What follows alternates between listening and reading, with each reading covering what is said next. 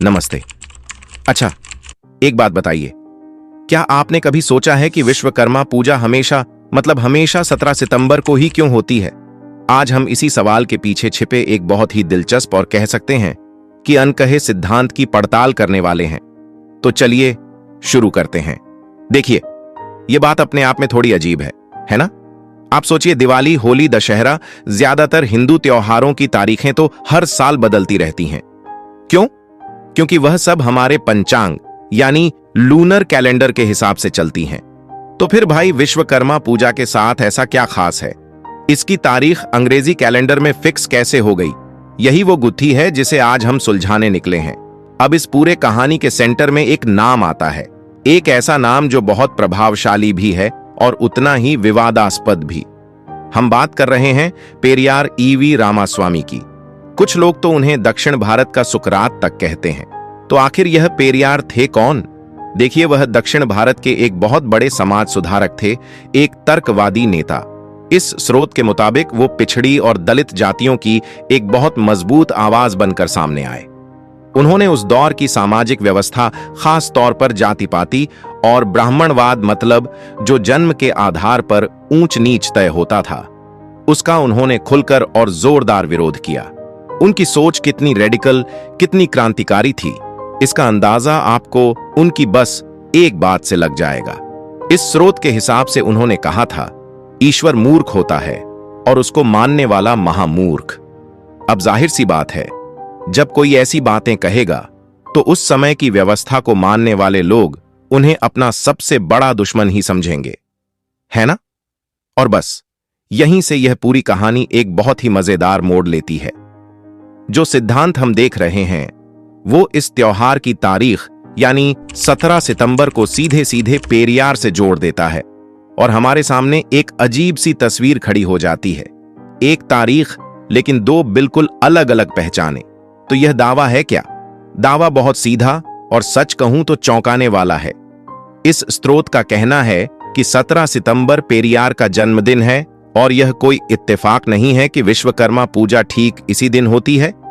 नहीं, इस सिद्धांत के मुताबिक यह सब जानबूझकर किया गया ताकि पेरियार के जन्मदिन और उनकी जो विरासत थी उसके असर को कम किया जा सके।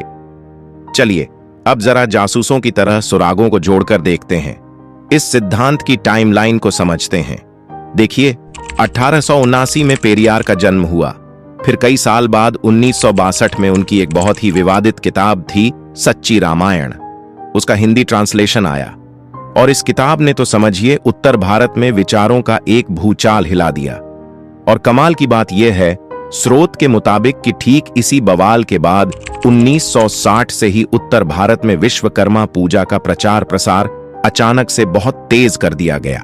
तो सवाल यह उठता है कि इस इतने बड़े दावे के लिए यह स्रोत क्या सबूत देता है? क्या यह सब बस अजीब इत्तेफाक है या फिर इसके पीछे कोई सोची समझी चाल थी? चलिए देखते हैं कि वह क्या तर्क पेश करते हैं। अब यह देखिए, यह बहुत मजेदार है। जरा इस तुलना पर गौर कीजिए। स्रोत का दावा है कि आज हम भगवान विश्वकर्मा की जो तस्वीरें देखते हैं वह जानबूझकर पेरियार की तरह बनाई गई हैं।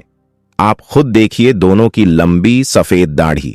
पेरियार को शिल्पकारों और पिछड़ी जातियों का नेता माना जाता था और विश्वकर्मा जी तो हैं ही शिल्पकारों के देवता। और फिर सबसे बड़ी बात, वही तारीख 17 सितंबर जो दोनों से जुड़ती है। स्रोत का कहना है कि यह उनकी पहचान को एक तरह से हाईजैक करने की कोशिश थी। तो चलिए एक बार फटाफट से इस स्रोत के सारे तर्कों को एक साथ रखकर देखते हैं। पहला पॉइंट, पूजा की तारीख अंग्रेजी कैलेंडर पर फिक्स है, जो कि बहुत अजीब है। दूसरा, विश्वकर्मा जी की आज की जो तस्वीर है वह पेरियार से काफी मिलती जुलती है। तीसरा, सच्ची रामायण वाले विवाद के बाद ही इस पूजा का प्रचार नॉर्थ इंडिया में अचानक तेज हो गया। चौथा पॉइंट यह कि किसी भी पुराने पंचांग या ग्रंथ में 17 सितंबर का कोई जिक्र ही नहीं है, ऐसा स्रोत का दावा है। और पांचवा कि ये दोनों ही पेरियार भी और विश्वकर्मा भी कारीगर और शिल्पकार वर्ग से जुड़े हुए हैं। लेकिन एक मिनट रुकिए, हमें यह सोचना चाहिए कि आखिर इन सब बातों का मतलब क्या है, यह क्यों जरूरी है? क्योंकि यह सिर्फ एक तारीख का खेल नहीं है।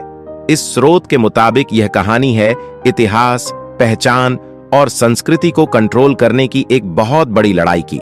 इस स्रोत का मानना यह है कि यह एक सोची समझी कोशिश है, कोशिश उन बड़े लोगों की विरासत को मिटाने की या कम से कम धुंधला करने की जो उस समय की व्यवस्था के सामने चट्टान की तरह खड़े हो गए थे। मतलब उनकी जगह एक धार्मिक प्रतीक को खड़ा कर दो ताकि उनकी आवाज धीरे धीरे दब जाए। सोचिए, पेरिया 94 साल तक जे, एक बहुत लंबी जिंदगी जिसमें उन्होंने लगातार सामाजिक सुधारों के लिए संघर्ष किया। और स्रोत का तर्क यही है कि इतने लंबे और असरदार संघर्ष के प्रभाव को कम करने के लिए एक उतनी ही शक्तिशाली जवाबी कहानी गढ़ने की जरूरत महसूस हुई। और आखिर में हम इसी एक सवाल पर आकर रुक जाते हैं, एक ही तारीख लेकिन दो पहचाने तो क्या यह सब बस एक गजब का इत्तेफाक है या फिर इसके पीछे कोई बहुत सोची समझी रणनीति काम कर रही थी? इस स्रोत ने तो अपने सारे तर्क आपके सामने रख दिए हैं। अब इस पर सोचना और अपनी राय बनाना यह हम आप पर छोड़ते हैं। दोस्तों, आज की वीडियो में बस इतना ही। आप पेरियार के इन विचारों के बारे में क्या सोचते हैं हमें कमेंट सेक्शन में जरूर बताएं। और यदि वीडियो पसंद आई हो तो वीडियो को लाइक जरूर करें और हमारे पेरियार वीडियो यूट्यूब चैनल को जरूर सब्सक्राइब कर लें। धन्यवाद।